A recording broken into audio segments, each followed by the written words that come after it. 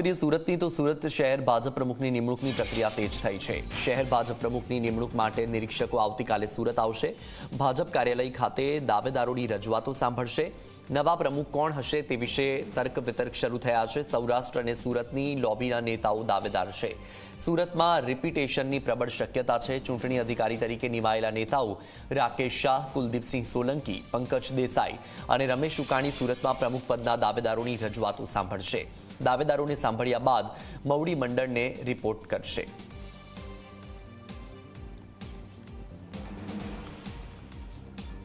તો આ તરફ રાજકોટ શહેર ભાજપના નવા પ્રમુખની વરણીની કવાયત પર તેજ કરવામાં આવી છે। સૌરાષ્ટ્ર ભાજપ કમલમ ખાતે આવતીકાલે શહેર ભાજપ પ્રમુખ માટે ફોર્મ ભરાશે। કોર્પોરેટર પણ શહેર ભાજપ પ્રમુખ બનવા માટે દાવેદારી કરી શકશે। શહેર ભાજપ પ્રમુખ બનવા માટે ઉંમરનો કોઈ બાધ નથી। મહિલા નેતાઓ ફોર્મ ભરી શકશે। મોરચામાં કામનો અનુભવ ફરજિયાત છે। પરિવારમાં કોઈ પાસે ભાજપમાં હોદ્દો હોય તો ફોર્મ નહીં ભરી શકાય। પ્રમુખ બનવા ઈચ્છુક ઉમેદવાર સામે કોઈ ગુનો ન નોંધાયેલો હોવો જોઈએ।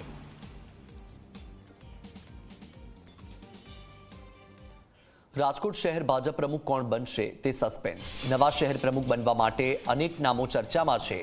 રાજકીય વર્તુળોમાં ચર્ચા મુજબ 5 નામો ચાલી રહ્યા છે આગળ। વર્તમાન પ્રમુખ મુકેશ દોશી, પૂર્વ મેયર પ્રદીપ ડાઉ, પૂર્વ સ્ટેન્ડિંગ ચેરમેન પુષ્કર પટેલ અને કશ્યપ શુક્લ અને શહેર મહામંત્રી વિરેન્દ્રસિંહ ઝાલાના નામ ચર્ચામાં છે। રાજકોટ શહેર ભાજપ પ્રમુખને રિપીટ કરાય તેવી પણ શક્યતા।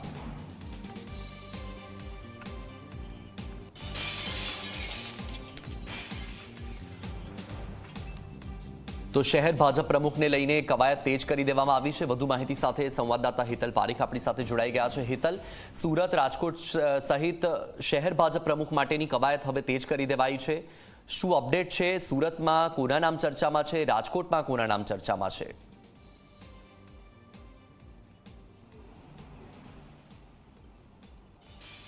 જી ચોક્કસ એવું કહી શકાય કે સમગ્ર રાજ્યમાં શહેર અને જિલ્લા પ્રમુખો માટેની કવાયત ભાજપે હાથ ધરી છે। સ્વાભાવિક છે ગઈકાલે બેઠક કમલમ ખાતે યોજાઈ હતી અને એ કમલમમાં યોજાયેલી બેઠકમાં કેન્દ્રીય મોવડી મંડળ દ્વારા જે માર્ગદર્શન આપવામાં આવ્યું હતું સંગઠન પર્વને લઈને, એ માર્ગદર્શન અંતર્ગત જે નિરીક્ષકો હતા એમની સાથે બેઠક થઈ હતી અને એ તમામ નિરીક્ષકોને માર્ગદર્શન અને સૂચનાઓ આપી દેવામાં આવી છે અને એ અંતર્ગત આજથી રાજ્યમાં ભાજપના શહેર અને જિલ્લા પ્રમુખો માટેની કવાયત શરૂ કરી દેવામાં આવી છે।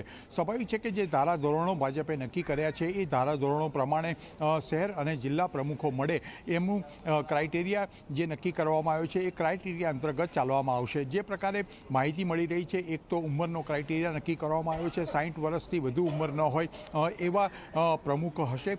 સાથે સાથે 2 ટર્મથી સંગઠનમાં સક્રિય સભ્ય તરીકે કામગીરી કરતા હોય અને મહત્વનો હોદ્દો હોય ધરાવતા હોય તેવા ઉમેદવારી કરી શકે એ પ્રકારની પણ એક સૂચના આપવામાં આવી છે સંગઠન તરફથી અને એ અંતર્ગત અત્યારે ક્રાઇટેરિયા છે। સ્વાભાવિક છે ગુનાહિત ઇતિહાસ ન હોય એ પણ એક પ્રાથમિકતા આપવાનો નિર્ણય લેવામાં આવ્યો છે। એટલે કે આ તમામ ક્રાઇટેરિયા અંતર્ગત જે લોકો આવતા હશે તેમની ઉમેદવારી નોંધાવશે। તેમને નિરીક્ષકો જે તે જિલ્લાઓમાં ગયા છે તે સાંભળશે અને એના આધારે જે નામોની પેનલ છે એ બનાવીને ચૂંટણી પ્રક્રિયા હાથ ધરશે। સ્વાભાવિક છે કે આખરી નિર્ણય જે છે એ પ્રદેશ કક્ષાથી લેવામાં આવશે, પણ મોટાભાગે જો સ્થાનિક કક્ષાએ સર્વસંમતિ સંધાઈ જતી હોય તો એના નામો તાત્કાલિક અસરથી જાહેર કરી દેવામાં આવશે। આ સમગ્ર જે શહેર અને જિલ્લા પ્રમુખોની કવાયત છે એ 10 જાન્યુઆરી પહેલાં પૂર્ણ કરી દેવાની એક લક્ષ્યાંક સાથે પ્રદેશ મોવડી મંડળ આગળ વધી રહ્યું છે અને તેના આધારે મોટાભાગના જિલ્લાઓમાં અને શહેરમાં પ્રમુખોની જાહેરાત કરવાની શરૂઆત થઈ હશે। સ્વાભાવિક છે કે જે પ્રકારે 6 તારીખથી આ નામોની જાહેરાત થવાની પણ શરૂઆત થશે।